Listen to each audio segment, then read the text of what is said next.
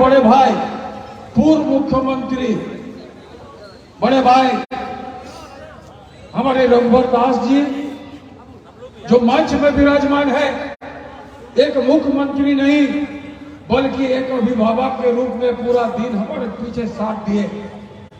और इनको मैं हृदय से साधुवाद और धन्यवाद देना चाहता हूं कि अगर आप नहीं होते तो शायद ये ब्रिज कभी बनता। इस मंच में उपस्थित है मगहर महानगर के अध्यक्ष भाई गुंजन यादव जी, हमारे प्रदेश के मंत्री रीता मिश्रा जी, उपाध्यक्ष हमारे बोलते हैं जब दिल्ली जाते हैं तो नरेंद्र भाई मोदी साथ में रहता है, और जब जुगसलाई आते हैं तो अनिल मोदी साथ में रहते हैं, मोदी साथ में रहता है। और यह मंडल के अध्यक्ष अन्नू जी, हमारे महामंत्री तेज तराज भाई राकेश जी, और आगे तक हमारे बैठे अभिभावक के रूप में पूर्व जिलाध्यक्ष ब्रह्मदेव शर्मा जी, आदरणीय हमारे पूर्व जिलाध्यक्ष मिश्रा जी हमारे अभिभावक के रूप में उपस्थित है, आदरणीय केडिया जी, पूर्व जिलाध्यक्ष भाई देवेंद्र सिंह जी, बंटी जी, और सभी मंडल के अध्यक्ष और सभी नागरिक जो हमारे यहाँ पर उपस्थित हुए हैं, अभिनंदन के लिए सभी को मैं ढेर सारे शुभकामनाएं देता हूं। और बहुत जल्द ये उद्घाटन होकर आप लोग का जो वर्षों पुरानी आजादी के पहले से इस ब्रिज का डिमांड था, उसका सपना साकार होने जा रहा है। साथियों, मैं संक्षेप में बता देना चाहता हूं, कार्य का नाम है construction of approach ROB number 26 B, 1 kilometre 25/13/15 LIU level crossing number 141 special class at kilometre 251/35 between Tata Adipur station under CKP railway division in south eastern railway. और इसका एजेंसी का नाम है त्रिवेणी इंजीनियरिंग, जो बहुत चर्चित है, और प्राइवेट लिमिटेड। निविदा का तिथि 18/4/2018 और एकरमा की राशि 12,93,42,905।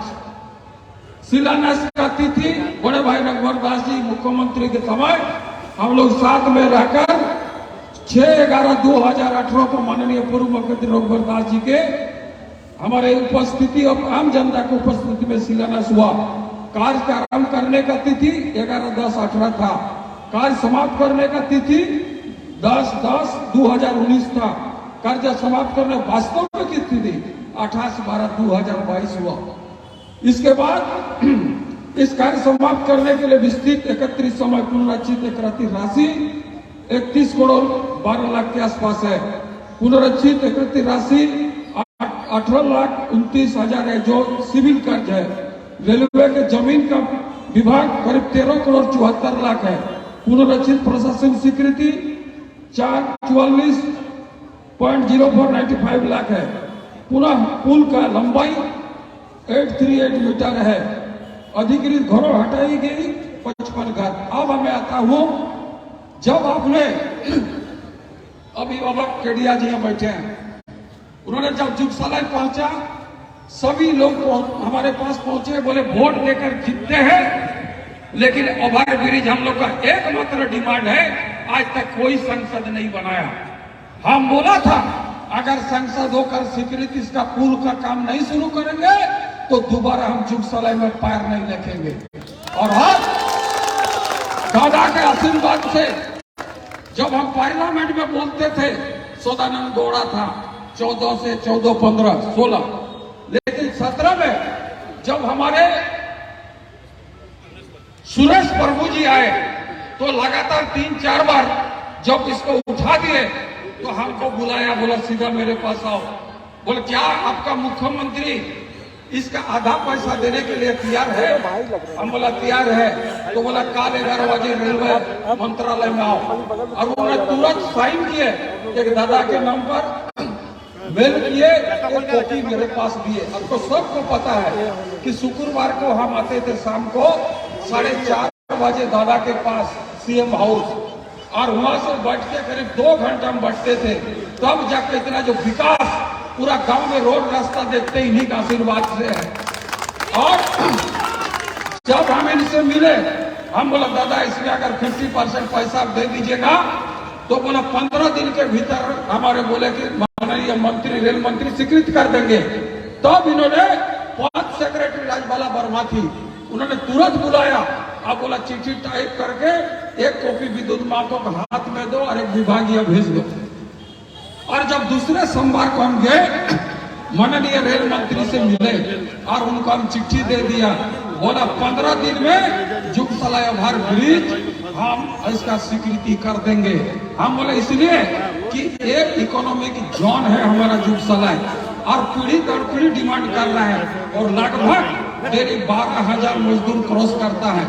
सालाना 100 आदमी एक्सीडेंट होकर मर जाता है, इसलिए आज हम इस चीज को मांग रहे हैं। उन्होंने गंभीरता दिखाई और 25 दिन 1 महीना के भीतर इसका स्वीकृति कर दी।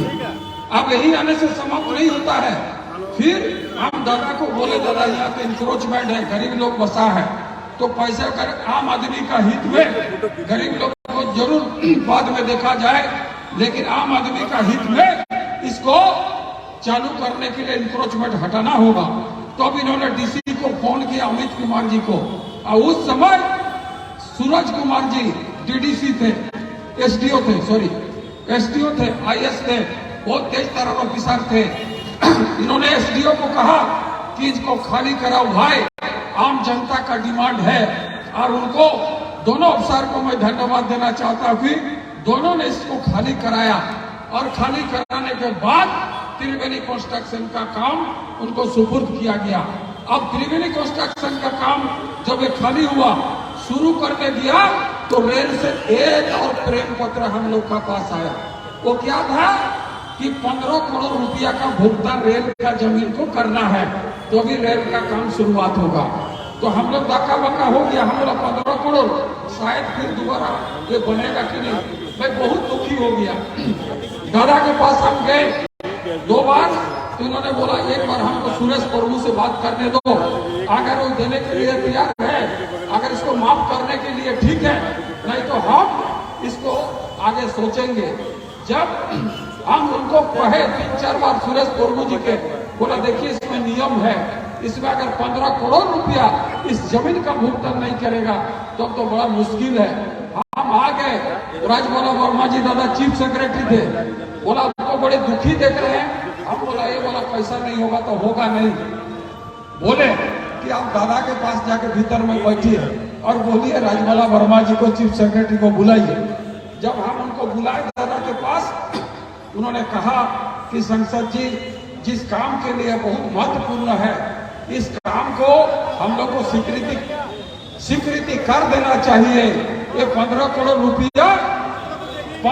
रुपया बड़ा चीज नहीं है।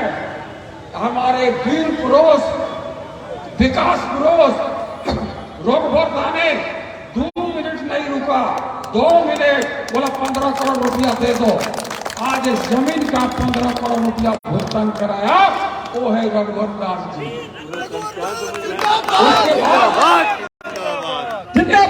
जिंदाबाद। बात यही समाप्त नहीं होता दोस्तों।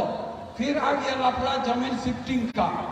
फिर हम 4 बार एमडी से मिले टिस्को का, दादा से बात करवाए 2 बार।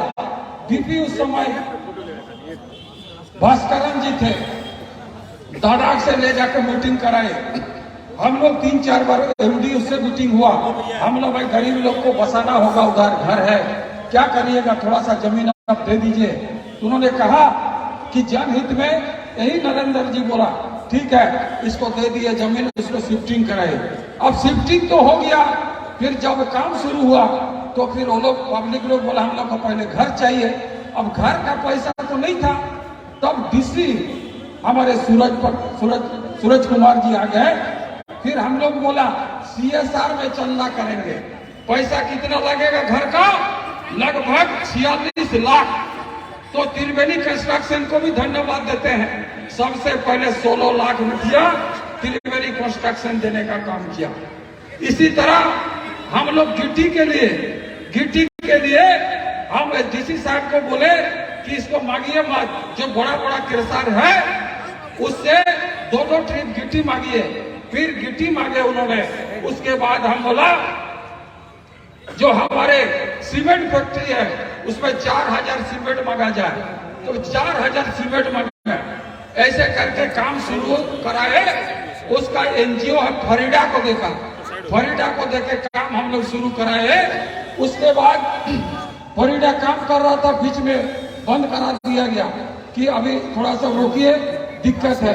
फिर हम लोग जाके डीसी साहब से और SDO साहब से सबसे बैठक किए। उसके बाद लंबा समय होते जा रहा था, तो हम लोग बोले इसको जल्दी करने की आवश्यकता है। तो फिर उसका काम जो है शुरू हुआ। फिर एक बार शुरू हुआ और एक बार के साथी लोगों ने काम बंद करा दिया। फिर हम डीसी को बोला सर ये लोग को समझा दीजिए, नहीं तो रुद्र रूप हम लेंगे। अपने नहीं, जरूरत नहीं है रुद्र रूप देने का, हम समझा देंगे। और हम लोग को भी धन्यवाद देते हैं गरीब जनता को, वो लोग को मकान मिला। उसके बाद ये जब मकान मिलने के बाद अब इसका जो है पाइलिंग, ये एक्सटेंशन हुआ काम, मैनुअल था, इसको पाइलिंग करना था। इसके लिए 5 करोड़ रुपया वर्तमान सरकार को देना था। अब 3 साल 5 करोड़ रुपया में लग गया। पाइलिंग का टेस्टिंग कहाँ हुआ? NIT RIT में। जब उसका 6 महीना नहीं आ रहा था पाइलिंग का टेस्टिंग, हम खुद डायरेक्टर का पास गया और डायरेक्टर का पास जाके उनको हम बोले भाई इनका थोड़ा जल्दी रिपोर्ट भेजवाए। तब जाके वो भेजा रिपोर्ट, तब जाके पाइलिंग शुरू हुआ। इसके बाद ये वाला ढलाई हुआ। इस तरह करते करते जब पाइलिंग ये सब शुरू हुआ, तब अब 5 करोड़ के रुपये त्रिवेणी कंस्ट्रक्शन को धन्यवाद देना चाहते हैं कि दादा उन्होंने कहा कि अगर उनका दोनों बेटा और स्वयं उन्होंने कहा पुल हम बनाएंगे, चाहे घाटा हो या फायदा हो। आज भी बेचारों लोग को 5-7 करोड़ रुपया नहीं मिला। इसका बीच में चीफ सेक्रेटरी से 3 बार हम मिले कि 5 करोड़ रुपया आपका जो बनता है उसको दे दीजिए, तो घर में नाली और उस जो काम रुका हुआ वो काम हो जाएगा। उन्होंने जो 5 करोड़ रुपया हम दे देते हैं ताकि काम शुरू हो जाए। उसके बाद अचानक हम देख रहे हैं खबर में आ गया कि 62 में कोई क्वेश्चन उठाया था। फिर एक झूठ बात को हम देखा कि इसका काम बंद हो गया। मैं डांके के चोट पर बोल रहा, कोरोना काल में भी कभी ओवर ब्रिज का काम बंद नहीं हुआ। ये सस्ती राजनीति करने के लिए कुछ लोग यहाँ इस तरह का काम बरगलाने का काम कर रहा। इसके बाद हम बोलते हैं ये ओवर ब्रिज तो बन के रेडी है। और 2 को हम पास करा दिए थे, एक गोविंदपुर और दूसरा गदड़ा। हम वर्तमान सरकार को बोलते हैं उसको जल्दी बना के दिखाइए और जितना वाहवाही बना लीजिए, लेकिन वो भी बहुत इम्पोर्टेंट है, वो भी इम्पोर्टेंट है। और आप लोगों का बीच में हम बात करते हैं 100 करोड़ रुपया लगभग 1.5 साल पहले से आके पड़ा हुआ है। खाली एक प्रस्ताव झारखंड सरकार को भेजना है। 3 साल होते जा रहा एयरपोर्ट का। अगर एक प्रस्ताव भेज देगा, उधर सिंधिया रेडी है, बोला और 300 करोड़ लगा देंगे। यहाँ भूपेंद्र यादव वो रेडी है कि हम NOC दे देंगे। आखिर ये झारखंड, उड़ीसा और बंगाल के लोग का फायदा होगा अगर एयरपोर्ट बनता है। अगर ये एयरपोर्ट वर्तमान सरकार भेज दे तो झारखंड के लिए और हमारे पश्चिम बंगाल उड़ीसा सीमावर्ती के इलाके के लिए स्वर्ग बन जाएगा। कोई बीमार पड़े उसको ले जाए। तो इसी तरह आज जो है ये हमारा ब्रिज इस तरह से बना। इसके लिए कितना बार जाना पड़ा, क्या करना पड़ा, आपको मैं संक्षेप रूप में समझा दिया क्योंकि शाम होने वाला है। दादा को भी अपना बात रखनी है। मैं इतना ही कहना चाहता हूं कि एक आदमी जो हमारे जुगसलाई पे थे वो आज हमारे बीच में नहीं है। एक दिन हमको बुला के कहा कि इस जन्म में जुगसाई ओवर ब्रिज हम देख पाएंगे क्या? तो हमने कहा कि जीवन का तो कोई ठीक नहीं, लेकिन दुर्भाग्यवश वो पानी में बह गया। आज इनका बीच नहीं, केडिया जी हमारे यहाँ है। बार बार इन्होंने हमको सूचित किया कि आपने वादा किया कि अगला इलेक्शन तक काम शुरू होगा, तो आज शुरू हो गया। और इसका जो भी बात आपका बीच में कहा, विद्युत मातो डांके की चोट पर कहा। और हम लोग भारतीय जनता पार्टी का आदमी है, किसी का जूठा खाने का हम लोग का औकात नहीं, हम लोग वादा नहीं रखते हैं। जो काम करते हैं सीना ठोक कर बोलते हैं। अगर कोई बोलता है तो मेरा सामने बैठा देकर डेट हम तय कर देंगे, कितना दिन हुआ लगा, कितना दिन रांची हुआ, कितना दिन शिफ्ट करने में लगा और कितना दिन ये काम करने में अधूरा हुआ। हम माफी मांगते हैं, अगर अपना सरकार रहता तो आज हम 2 साल पहले इसको सुपुर्द कर देते। अगर रघुवर जी जैसा भी मुख्यमंत्री रहता तो आज जो भी है, हम लोग आए हैं, हम किसी का बारे में बोलने नहीं है। हम लोग जो काम किया उसी का चलते जनता ने आज हमें अभिनंदन किया। भाई व्यक्तिगत रूप में किसी पर कटाक्ष नहीं करेंगे। हम जितना किया, दादा जितना आशीर्वाद दिया, काम किया, उसी आपके बीच में रखने का काम किया। इन्हीं शब्दों के साथ आप सबों को ढेर सारे शुभकामनाएं देते अपना वक्तव्य को समाप्त करता हूँ। भारत माता की जय जय जय। जिंदाबाद जिंदाबाद जिंदाबाद जिंदाबाद। वाह, मुझे एक पंक्ति याद आई कि सीधा कर्मठ सच्चा है, सीधा कर्मठ